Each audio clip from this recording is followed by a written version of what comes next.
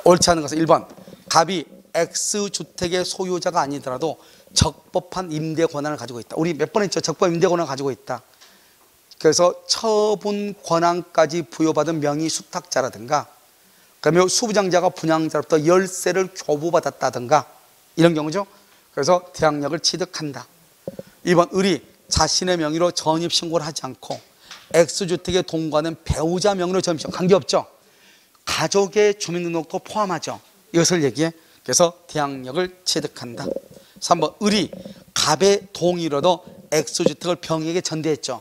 그럼 병에 전대하면 어떻게 하죠? 병이 목적물을 인도받고 병이 전입신고를 하게 되면 이 길 오전 0시부터 새로운 대항력이 생기죠. 누구한테? 을에게 생긴다. 을에게 생긴다. 알죠? 을에게. 그러니까 어떻게 해야 된다? 병이 인도받고 병이 전입신고를 해야 돼. 그런데 보통 이런 경우는 임차인이 불안하니까 전입신고는 자기가 그대로 놔두고 병만 그 집에 이사 온단 말이죠. 그러면 을의 전입신고, 병의 인도죠. 그럼 된다 안 된다? 안 된다 이 말이죠. 안 돼. 알겠죠? 그런 경우는 안 된다 이런 말이죠. 자, 그래서 전대하였고 전대차 계약을 체결한 당일 병이 그 주택을 인도받아 즉시 전입신고하죠. 을의 대항력은 유지. 잘 봐. 을의 임차권의 대항력은 유지된다고 그랬죠. 새로운 대항력이 발생한단 말이 아니죠. 이 말이 무슨 말이라고 그랬죠, 여러분요? 판례가 전출하고 전입이죠. 주민등록법상의 전출입 신고 기간 내에 전출과 전입이 이루어지면은 원래는 어떻게 하죠? 2월 1일 이 사람이 전입 신고를 했다가 전대차로 6월 1일 전대차를 했단 말이에요. 병한테. 병이 주택을 인도받고 전입 신고를 했어. 언제 전대차를 했느냐? 5월 31일 날 전대차 계약을 했는데 6월 1일 날 이 사람이 전도와 전입 신고를 했죠. 그러면 바로 짧은 기간 안에 전출이 이루어졌잖아요. 그러면 임차인의 종전의 대항력이 그대로 유지되는 거예요. 알겠죠? 종전의 대항력이 그대로 유지돼. 그런데요, 만약에 여기서 5월 한 10날 했는데 전축신고는 6월 1일 날 했다. 새로운 전입신고는요. 그런 경우는 6월 2일 0시부터 새로운 대항력이 발생하죠. 누구한테? 을에게. 그런데요, 전입과 전출입이 짧은 기간 안에 이루어지죠. 그럼 주민등록법상의 전출입 신고기한은 2주간이에요. 2주간. 15일이 아니고 2주간. 2주간 안에 딱 이루어지죠. 전입과 전출이. 그러면 어떻게 돼요?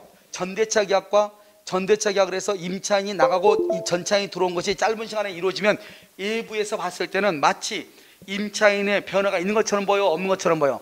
없는 것처럼 보니까 그걸 그대로 인정하겠다 이 말이에요. 알겠죠? 4번 갑이 정으로부터 주택을 매수하여 등기를 마친 후 을에게 임대를 했어. 정이 갑의 매매등급 채무의 이행지체를 이유로 계약을 해지하죠. 해지하면 을은요 정에게 임차권을 주장할 수 있다 없다? 지금 이게 뭐예요? 갑이 정으로부터 주택을 매수하여 등기를 마친 후 을에게 임대했죠. 그럼 여기요, 이게 원래 정거였죠. 정거를 을이 매수했죠. 매수인. 매수해가지고 이것을 누구한테요? 을에게 임대했죠. 뭐요? 갑이요? 갑이죠. 갑에서 을에게 임대를 했죠. 그런데 계약이 해지가 됐죠. 그럼 계약이 해지가 되면 어떻게 돼요? 등기를 마친 후에 을에게 임대했잖아요. 그러고 나서 정이요 갑의 매매등급 채권의 이행지체를 이유로 계약이 해지되죠. 그럼 을은 정에게 임차권을 주장할 수 있어요, 없어요? 있어, 없어? 왜? 우리가 뭐라고 했죠? 해제 전이죠. 해제 전에 지금 뭐가 됐죠? 해제 전에 을에서 병으로 전입신고되고 이 사람 지금 뭘 했다고 그랬죠? 지금 대항 요건을 갖췄다고 하지 않았어요? 마침 을에게 임대한 경우, 을이 여기 지금 임대한 경우만 돼 있네요. 을에게요. 이건 좀 골치 아프네요. 만약에 을이 뭐를 해야 돼요? 주택을 인도받고 전입신고가 돼 있어야 돼. 전입신고가 돼 있으면 뭐가 죠? 해제 전은 선악불망하고 보호되죠? 문제 돼 있어. 죄송해요. 문제 돼 있대. 자요, 여기 보면 갑이요 X주택을 을에게 임대하였고 을은 X주택을 인도받고 전입신고를 했다 이렇게 돼 있네요. 인도받고 전입신고 돼 있다고 돼 있죠. 자, 그럼 한번 볼까요? 여기 지금 갑이 정으로부터 매수를 해야죠. 병한테 임대를 주고 여기 등기하고 등기했다고 돼 있죠. 등기하고 여기 등기하고 대항요건이 있죠. 그러니까 이 사람 뭐다? 제3자로서 보호된다 안 된다? 된다 이런 말이죠. 알겠죠? 5번요 갑으로부터 X주택을 매수한 무가 X주택에 대한 소유권 등기를 마치고 임대인의 지위를 승계했다. 갑과 무는 연대하여 OX, X. 임대인의 지위를 승계했죠. 그럼 봐봐요. 지금 갑이가 있고 여기 을이 있죠. 근데 갑이 것을 무한테 팔았죠. 그럼 무가요? 양수인이죠. 양수인은 임대인의 지위를 승계하죠. 그런데 이 을은 이미 지금 문제에서 전입 신고가 돼 있다고 돼 있죠. 그러면 을은 뭐가 있다? 대항력이 있죠. 당연히 양수인에게 법정대의라고 그래요. 법정대의. 당연히 승계하는 거예요. 그걸 법정승계, 법정대의라고 그래요. 알겠죠? 당연히 무가요? 임대인의 지위를 승계하는 거예요. 법률의 규정에서. 을의 동의를 받을 필요가 있다 없다? 없다. 그래서 보증금 반환 의무는 누구만 부담한다? 무만 부담하고. 만약에 갑이 부담하려면 어떻게 해야 된다? 상당한 기간 안에 뭐를 제기하면? 이의를 제기하면 갑이 부담한다 이 말이에요. 상당한 기간 안에 이의를 제기하면은 갑이 부담하는 거예요. 그럼 무슨 말인지 알겠죠? 자, 그럼 정답 몇 번이에요? 5번이에요? 뭐 이렇게 근데 떨어져 있지 이게? 왜 떨어져 있죠? 5번이죠? 자요. 그러면 96번은요? 부동산 실명법이죠? 옳은 것은 그랬죠? 자, 투기, 탈세 등 방지라는 법의 목적상 명의신탁은 그 자체로서 103조 위반이다 아니다? 아니다. 명의신탁은요? 공익이다 사익이다? 사익이라고 했죠? 103조 위반이다 아니다? 아니에요. 명의신탁이 무효인 경우 신탁자와 수탁자가 혼인하죠? 혼인하면은 명의신탁이 체결된 때부터 틀렸죠. 이것은요 혼인시부터 무조건 혼인시가 아니에요. 무조건 혼인했다고 해서 무조건 유효가 되는 게 아니에요. 조세를 포탈할 목적이 없는 경우, 강제 집행을 면탈할 목적이 없는 경우, 법령상 제한을 회피할 목적이 없는 부부간의 명의신탁이 유효이지, 아무리 부부가 혼인을 했다고 해서 무조건 유효가 되는 게 아니에요. 알겠죠? 그러니까 일단 2번은 틀렸어요. 이래저래. 알겠죠? 혼인했는데 이렇게 하면서 봐봐. 명의신탁이 무효인 경우 신탁자와 수탁자가 강제 집행 면탈 등의 목적 없이 이렇게 강제 집행 면탈 등의 목적 없이 혼인하면 그때부터 유효가 된다. 이건 맞는 말이에요. 여기는 소급이니까 그것도 틀렸고, 알겠죠? 체결할 때부터가 소급이란 말이잖아요. 그것도 틀렸고. 그 다음에 3번 명의상 약정의 무효는 수탁자로부터 그 부동산을 취득한 악의의 제3자에게 대항할 수 있다 없다? 없다. 선악부문하고 제3자는 보호된다. 악의의 제3자에게 대항하지 못한다. 알겠죠? 제3자는 뭐를 불문하고? 선, 악을 불문하고 보호된다. 우리 부동산 실명법 4조 제1항은 명의상 약정은 무효, 4조 2항은 명의상 약정에 따른 물권 변동의 무효, 4조 3항은 명의상 약정의 무효와 물권 변동의 무효는 제3자에게 대항하지 못한다. 제3자는 선악 불문하고 제3자에게 대항하지 못한다. 알겠죠? 3번 틀린 것이다. 이렇게.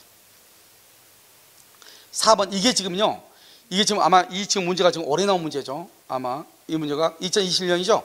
이 문제가 지금 두 군데에서 시험이 났어. 농지법이요. 알죠? 두 군데에서 시험이 났다고. 그래서 아마 법원 변리사 시험 아니 변호사 시험에도 시험이 났을 거예요.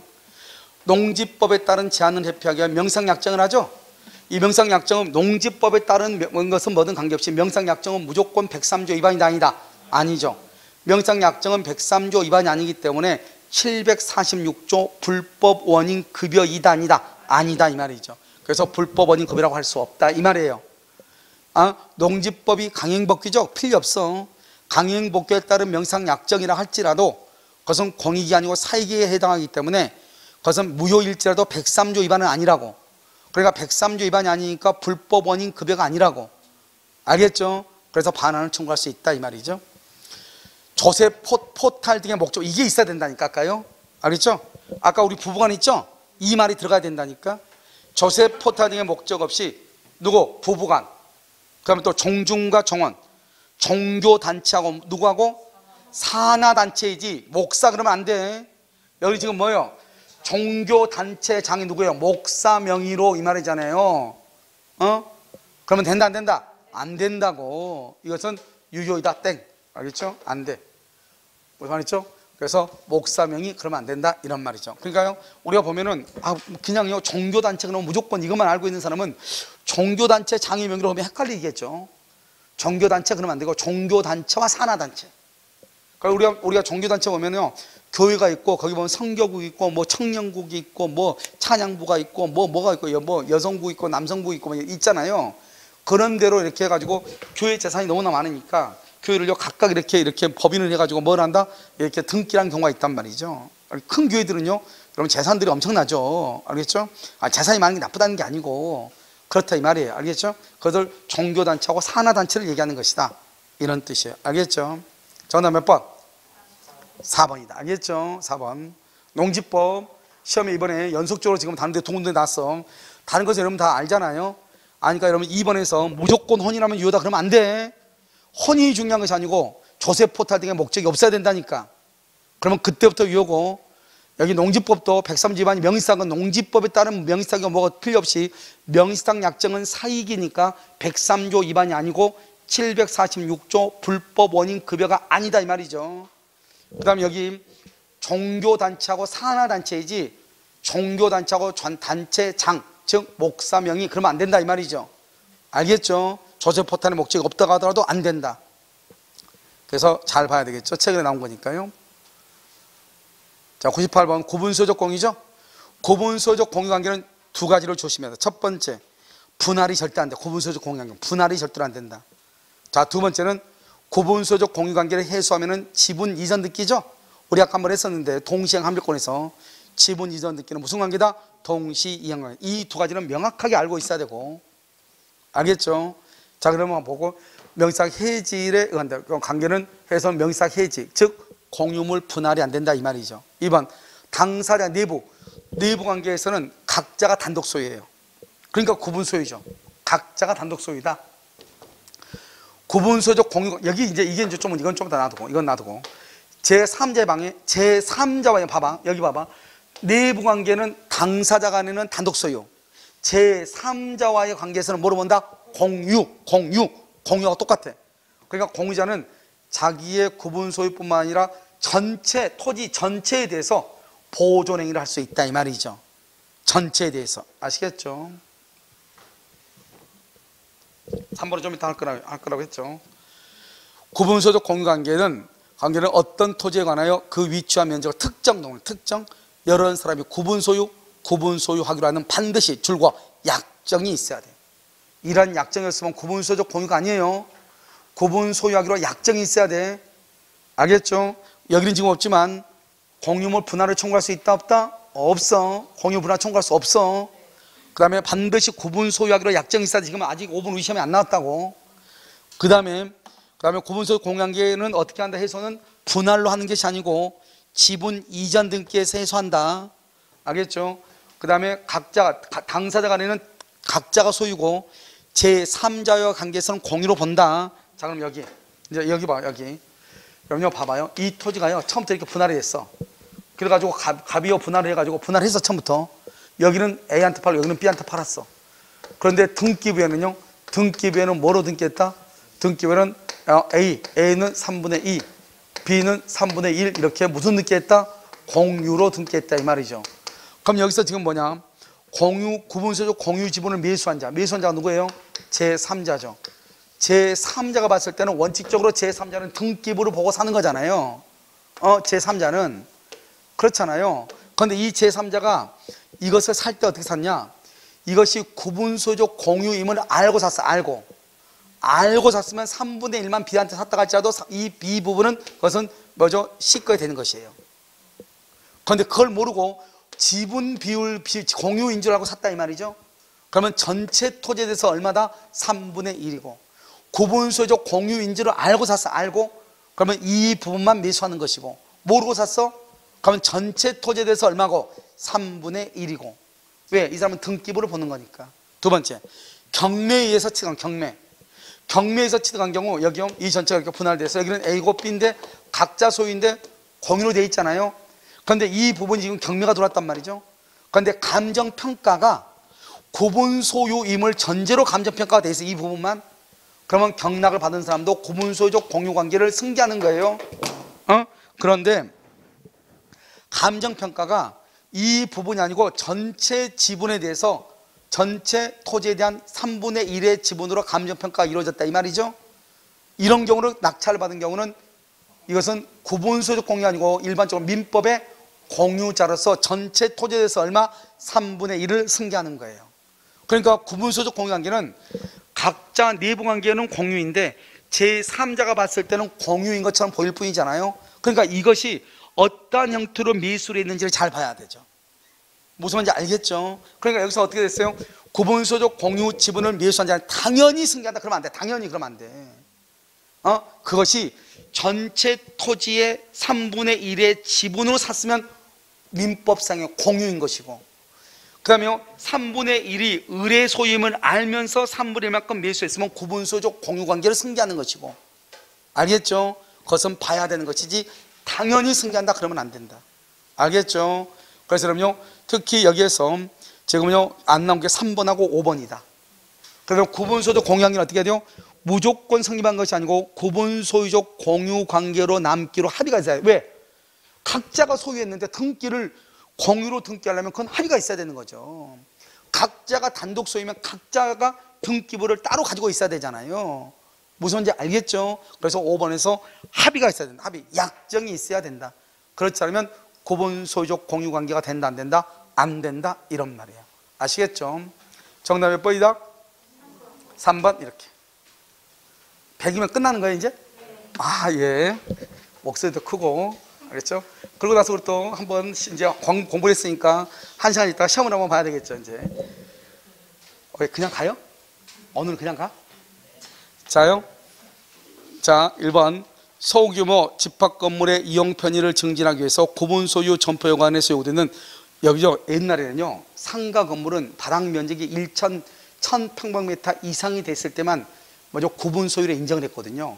근데 요즘 보면 여러분 상가 건물이 보면 조그만 상가 건물도 있고 상가 건물 조그맣게 분양하는 경우도 많잖아요. 그러니까 이 조그만 건물도 분양을 할 수 있도록 하기 위해서 개인 소유로, 개인 구분 소유로 하기 위해서 이 규정을 없앴어요. 그러니까 여러분 바닥 면적가 적어도 330 정도는 돼야지 구분 소유로 인정을 했거든요 상가가. 근데 그걸 없앴어. 알겠죠? 삭제했다. 분양자는 선임된 관리인이 사물을 개시할 때까지 관리해야 되고요.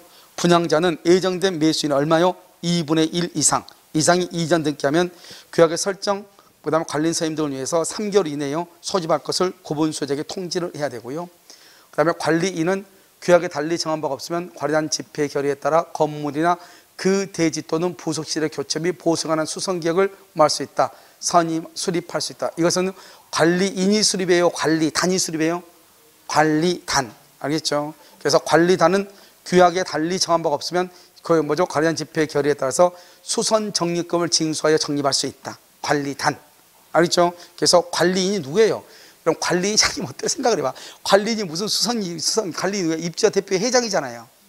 알겠죠? 그래서 관리단이 수립한다 이런 말이죠. 그래서 관리단은 규약에 달리 정한 바가 없으면 관리단 집회 결의에 따라서 수선 적립금을 징수하여 뭐 할 수 있다? 적립할 수 있다. 이렇게. 무슨 말인지 알겠죠? 관리단 이렇게. 됐나요? 뭐 여기까지인데요. 여러분요, 뭐 문제가요.